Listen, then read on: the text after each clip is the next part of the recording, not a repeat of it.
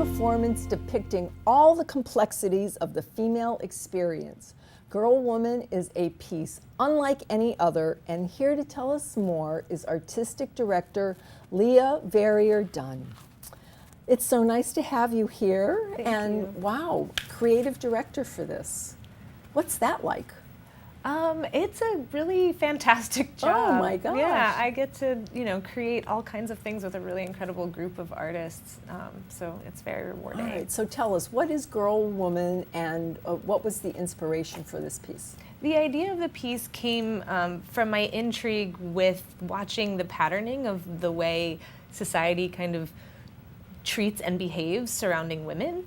And I got a bit fascinated with watching that repeat itself decade after decade, and wanted to question why it was happening and why, with all of the growth that we do have, some things seem to just stick. Stay the same or stick.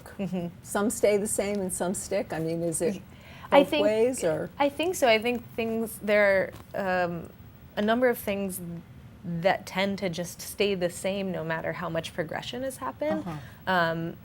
And I guess stick might not be the best word, in that I don't believe that we're actually stuck there. I think that there is a way for us to unstick ourselves. I think we just have to figure out what it needs to be. Yes. Yeah. So the theater, the Ethos? Moving Ethos, yeah. Yep. So we're a dance theater company, and we really are very community-based in that everything that we do, we hope serves as a reflection for people that are in the community and that are watching it, that it feels like home to them, that when they come they feel like we're talking about things that are familiar, and things that they feel they're experiencing in their own life. And ultimately our hope is, to build connection, and that we give people a chance to kind of exercise their empathetic muscles so that they can either walk out of there understanding how to open their mind in the way they're looking at someone else, but also that they're looking at themselves saying, where are changes I can make? How am I being of service? Am I meeting my own needs? Am I taking care of my own self? So we really like to kind of inspire a lot of self-reflection and action through our work. So that's what the process was when you developed this particular Girl Woman piece. So I would say that wasn't particular to this process only. That's really what we're like as a company. For this piece in particular, the process started, we tried to bring it back all the way to the beginning of our own time. So what was our relationship like with our mothers and other poignant women in our life? And then we kind of traveled to trying to figure out what was the thing that interrupted our idea or tarnished our idea of what women or girls could be and could do, and tried to pay a lot of attention to why that was so significant to us, and were we able to resist it, or did it really interrupt where we were headed? So how many women are actually in this performance, Leah? There are 3 women in the piece, and they all have a classical dance background, but also mixed with a sort of variety of different arts. So is it all interpreted through dance, or are there speaking sections as well? There is a wide spectrum of what you can expect inside of our show, and movement is our base. It's what we know, in our roots are best, but we use a lot of theatrical elements like voice, costuming, lighting that you might see in a more traditional theater experience. So we kind of combine tactics to make it as powerful of a message as possible. Okay. Now, you've been here for several months now. What has your creative experience been like being at the Ringling?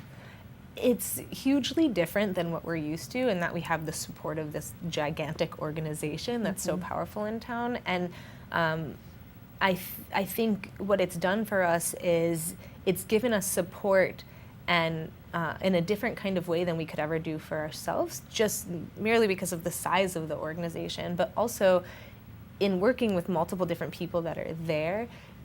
It is very apparent that they care so much about supporting artists and the work of artists, that they do what they need to do to help that person feel supported, so that they can kind of get to the core of what they're trying to say and trying to do. And it's just been really wonderful to watch how much they care about taking somebody under their wing and using their platform to help, lift that artist. We're like that here in Sarasota, so Yeah. I'm glad you enjoyed it. So let's tell our viewers when the performances are and where they can get tickets, please, Leah. So the performance is on April 12th and 13th at 7:30. It's at the Historic Oslo, and you can call that box office to get tickets, or our website, which is movingethos.org.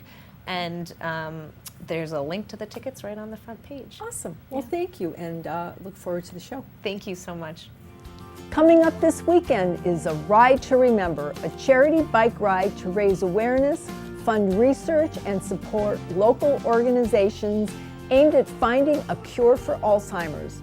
Participate in different rides all day Sunday, as well as a silent auction dinner party Saturday night. Go to ridetorememberalz.com for more information. Plus, Tropiflora Nursery's 19th annual Spring Festival, a 3-day open house and sale featuring thousands of plants, garden art, food, and live entertainment.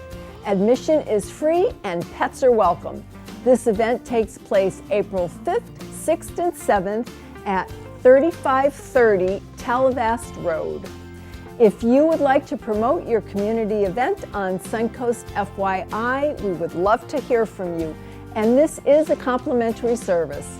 Please call our producer, Andrea Chu, at 941-361-4651. To view previous episodes, go to snntv.com. I'm Nancy O'Neill, and we'll see you next Friday on Suncoast FYI.